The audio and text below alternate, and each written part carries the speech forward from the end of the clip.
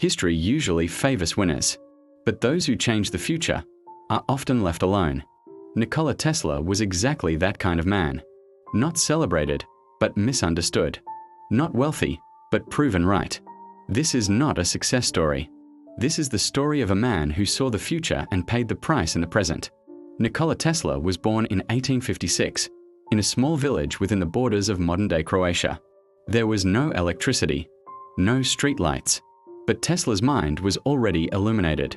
From a young age, he could build machines in his head, run them, break them apart, and rebuild them. He didn't need trial and error, because his laboratory was his imagination. What we now call vision was, for Tesla, a lifelong burden. By the late 19th century, the world was just beginning to understand electricity. But one question dominated everything. How should it be delivered? Direct current or alternating current? Tesla's answer was clear: alternating current. It was more efficient. It could travel long distances. In short, it was the future.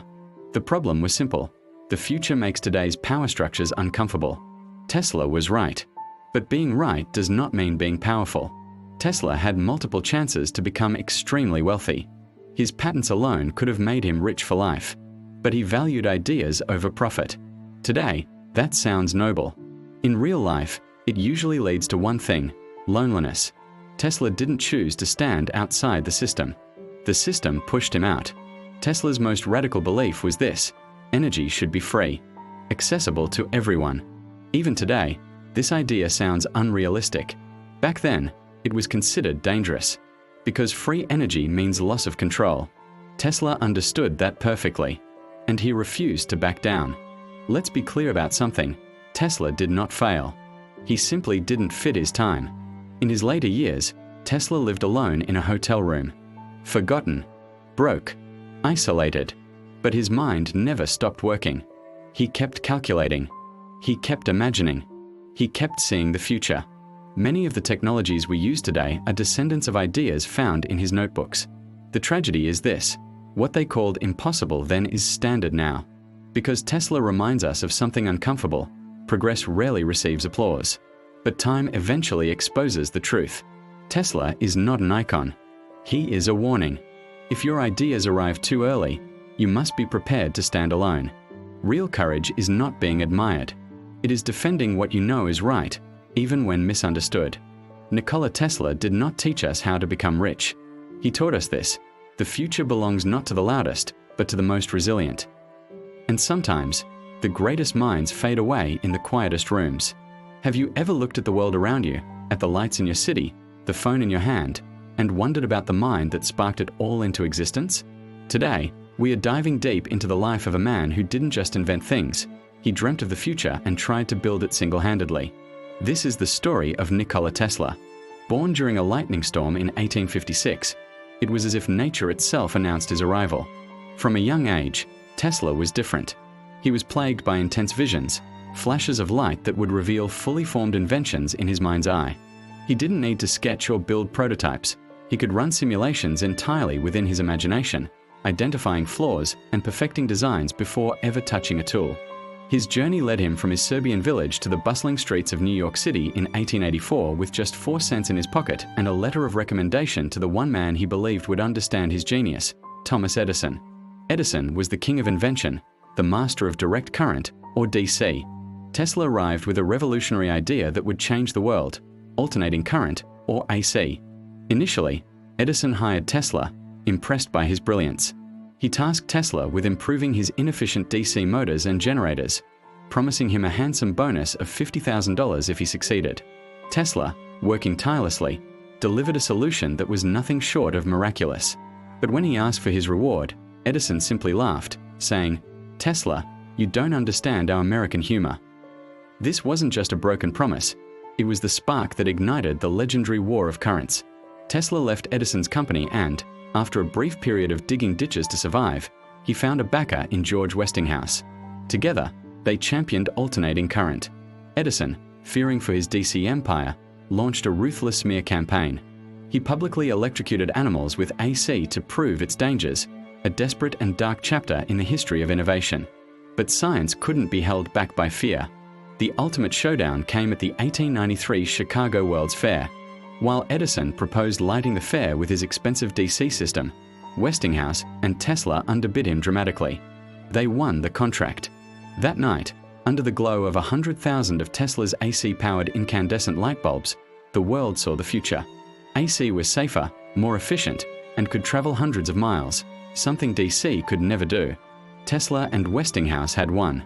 Soon after, they harnessed the raw power of Niagara Falls, creating the world's first major hydroelectric power plant and electrifying cities across the Northeast. But for Tesla, lighting up the world was just the beginning. His mind was already leaping ahead towards a dream so grand it bordered on science fiction: wireless energy. He envisioned a world where power was broadcast through the air, freely available to everyone on the planet, just like radio waves. This wasn't about profit. It was about elevating humanity. This vision led him to construct his magnum opus, the Wardenclyffe Tower, on Long Island, New York. Financed by the powerful banker J.P. Morgan, this colossal 187-foot tower was designed to be a global broadcasting system for both information and energy. Tesla believed it could send messages, images, and power to any point on Earth, wirelessly. He imagined ships navigating without compasses, and people receiving energy in their homes through small antennas. During his experiments, he created man-made lightning bolts, some over 100 feet long, and lit up lamps wirelessly from miles away. The ground around his lab crackled with electricity. But as his ambition grew, so did the costs. When Guglielmo Marconi sent the first transatlantic radio signal, using 17 of Tesla's own patents to do it, J.P. Morgan saw a more immediate, profitable return in radio communication. He pulled his funding from Wardenclyffe. Tesla's dream of free, wireless energy for all was shattered. The magnificent tower, a symbol of a future that could have been, was eventually torn down and sold for scrap. Tesla's personal life was as unique as his mind.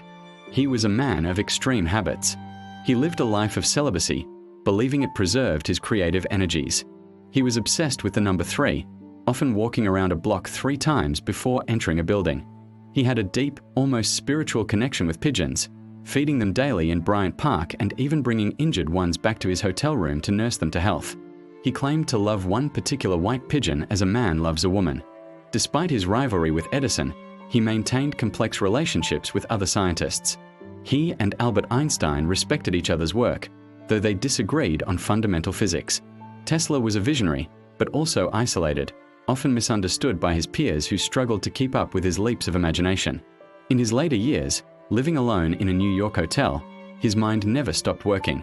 He conceived of particle beam weapons he called death rays, which he hoped would end all war. He talked about communicating with other planets and harnessing cosmic rays for energy. Was he a madman, or a man so far ahead of his time that we are only now beginning to catch up? Nikola Tesla died in 1943, nearly penniless and alone. Yet, his legacy is everywhere. The AC power grid that fuels our civilization, radio, remote controls, neon lighting, the fundamental principles behind Wi-Fi, all bear his fingerprints.